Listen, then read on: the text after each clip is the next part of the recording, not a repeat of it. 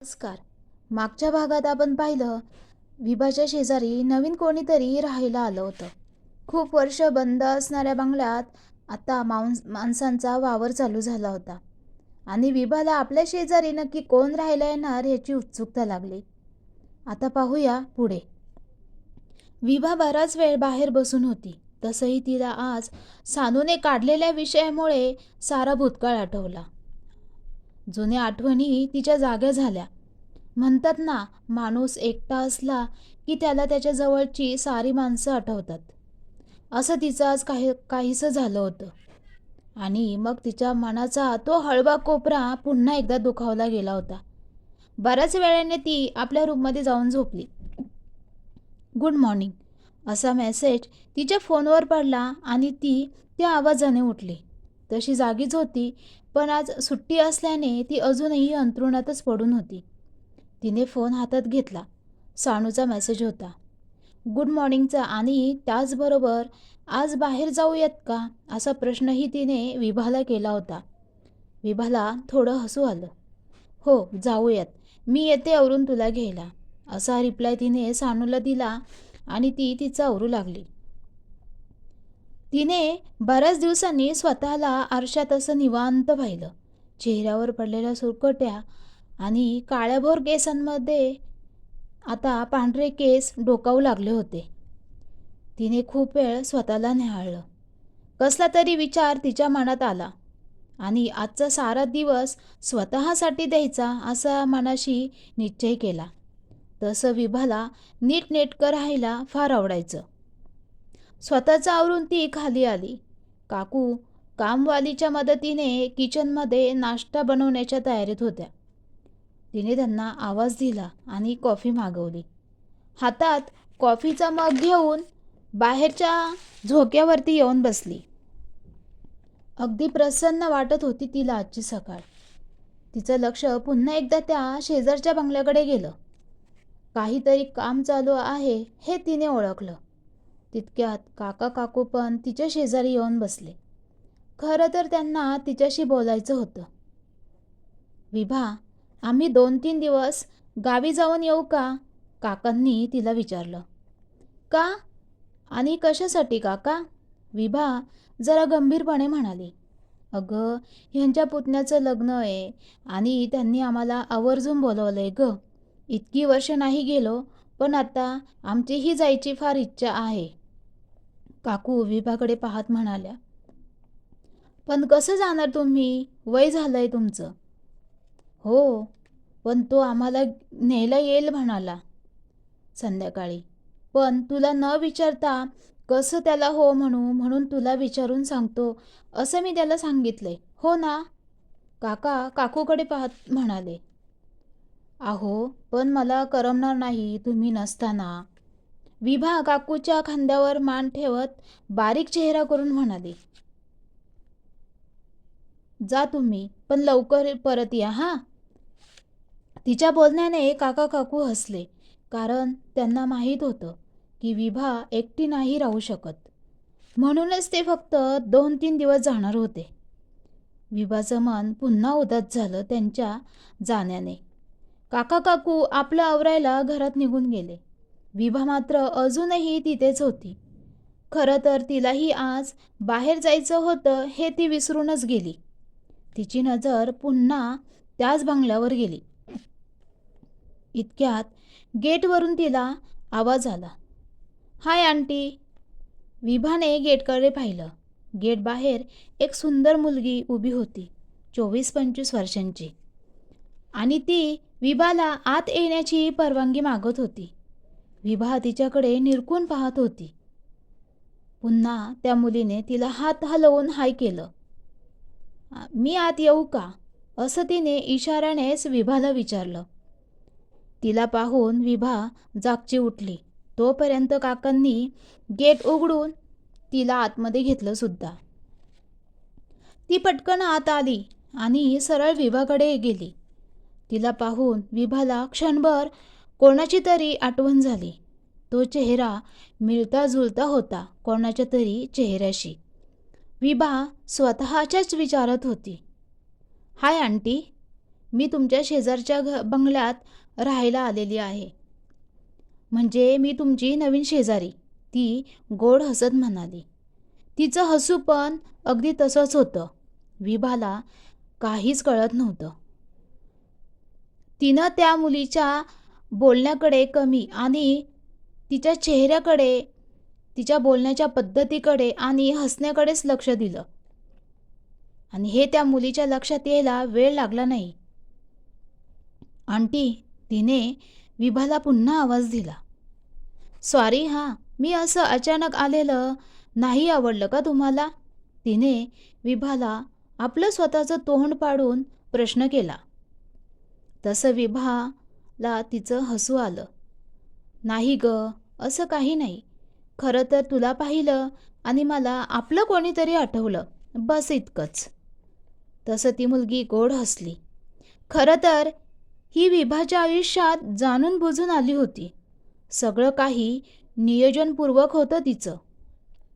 पण विभाला मात्र ह्याची कल्पना देखील नव्हती. आंटी, मला ना ऑफिसचं थोडं काम करायचं होतं.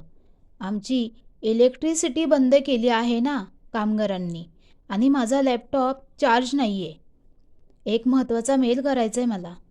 सो मी तुमच्या इथे बसून माझं काम करू शकते का? त्या मुलीने विभाला प्रश्न केला. विभाने तिला मानेनेच होकार दर्शवला. तसं ती मुलगी पटकन आत गेली आणि आपला लॅपटॉप चार्ज करता करता आपल्या कामाला लागली सुद्धा. विभा हॉलमध्ये सोफ्यावर बसून तिचं निरीक्षण करत होती. राहून राहून तिला तोच चेहरा ह्या मुलीत दिसत होता. खूप साम्य होतं दोघांमध्ये. विभाचं तर डोकंच काम करेनासं झालं. कामवाल्या बाईंना सांगून तिने त्या मुलीला चहा कॉफी द्यायला सांगितली आणि ती स्वतःचं आवरायला म्हणून रूममध्ये जायला जिना चढू लागली. मला कॉफी नाही आवडत, चहा चालेल, तोही अद्रक घालून.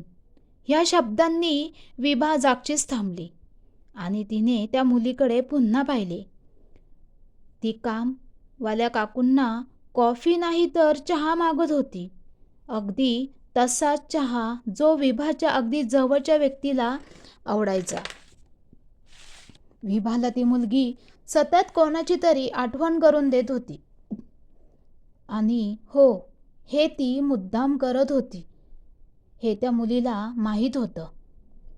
तिने सगळा प्लॅन करूनच विभाच्या घरात येण्याचं धाडस केलं होतं. विभाला आता जिना चढून वर जायची इच्छा होईना. ती पुन्हा खाली आली आणि सोफ्यावर बसून पेपर वाचू लागली. खरं तर पेपर निमित्त मात्र होतं. त्या आडून ती त्या मुलीकडेच पाहत होती. खूप वेळ असाच गेला. सान्वी विभाला फोन करत होती, पण विभाचं मात्र तिकडे लक्ष नव्हतं. शेवटी तिची काळजी वाटू लागली म्हणून सान्वी स्वतःच तिच्या घरी आली. विभाने फोन न उचलल्यामुळे ती जरा नाराजच होती. अगं काय, कधीची फोन करते तुला? ती जवळजवळ विभावर ओरडतच म्हणाली. तसं विभाने तिला शांत रहा असा इशारा केला आणि त्या मुलीकडे बोट दाखवून म्हणाली, तिला डिस्टर्ब होईल ना, चल आपण रूममध्ये जाऊन बोलू. तसं सान्वीने त्या मुलीकडे पाहिलं.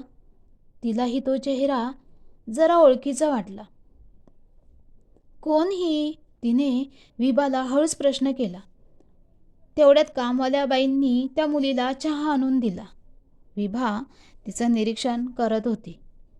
विभाने सान्वीला थोड्या वेळात आपण जाऊ, जरा थांब असं म्हणत स्वतःच्या मनात निर्माण झालेले प्रश्न तिच्यासमोर मांडले. त्या मुलीकडे पाहून तिला नक्की काय वाटतं हे ती सानूला सांगत होती. अगं हो, मलाही तिचा चेहरा जरा ओळखीचा वाटला ग. सान्वी पण विभाच्या बोलण्याला दुजोरा देत म्हणाली. तेवढ्यात काका काकू पण गावी जायला निघाले. त्यांनी विभाला बाय केले आणि विभा गेटपर्यंत त्यांना सोडून पुन्हा हॉलमध्ये येऊन बसली. सान्वीला एक एमर्जन्सी आल्याचा फोन आला आणि ती विभाला सांगून आपल्या हॉस्पिटलला निघून गेली. बराच वेळ झाला. ती मुलगी आपलं काम करत होती आणि विभा फक्त तिलाच आणि तिलाच पाहत होती. आता दुपार होत आली, पण ना त्या मुलीचं काम संपत होतं ना विभाला तहानभूक लागली होती. बराच वेळाने ती मुलगी स्वतः उठली. तिने घरभर नजर फिरवली. तिला विभा सोफ्यावर बसलेली दिसली. ती तिच्याकडे गेली. थँक्स आंटी, तुमच्यामुळे मी माझं काम करू शकले, ती नम्रपणे म्हणाली. तसं विभा थोडी हसली. अगं थँक्स काय, आणि तसंही तू आता शेजारी होणार ना माझी, मग मदत करायला नको? जेवणाची वेळ झाली, जेवतेस का थोडं? विभा तिच्याकडे पाहत म्हणाली. नको थँक्स, पण मला आता घरी जायला हवं, बाय. असं बोलून ती स्वतःचा लॅपटॉप घेऊन निघाली. खरं तर विभाला तिचं नाव विचारायचं होतं, पण तिला संकोच वाटला आणि तिने स्वतःलाच गप्प केलं. पण जर ती मुलगी ठरवून विभाकडे आली होती तर जाता जाता ती काहीतरी करणार होती हे नक्कीच. ती दारापर्यंत गेली आणि पुन्हा माघारी फिरून विभाकडे आली. बाय द वे आंटी, तुमचं नाव? तिने विभाला विचारले. मी विभावरी नाईक. विभाने तिला पटकन उत्तरही दिले. ती हसली. तिच्या हसण्यात काहीतरी होतं हे फक्त तिलाच माहिती होतं. छान नाव आहे हा आंटी तुमचं, मला फार आवडलं. आणि तू, म्हणजे तुझं नाव काय?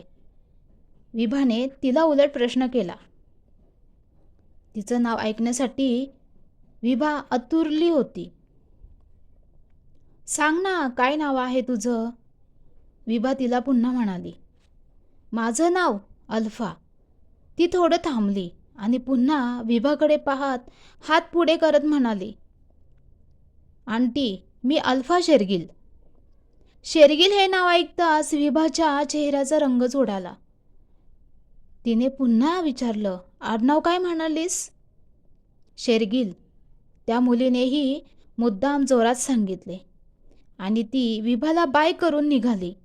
दारापर्यंत गेली आणि पुन्हा मागे विभाकडे पाहून थोडी हसली आणि निघून गेली. कोण असेल ही मुलगी जी विभाच्या आयुष्यात एक रहस्य बनून आली? आणि शेरगिल हे नाव ऐकताच विभाच्या चेहऱ्याचा रंग का उडाला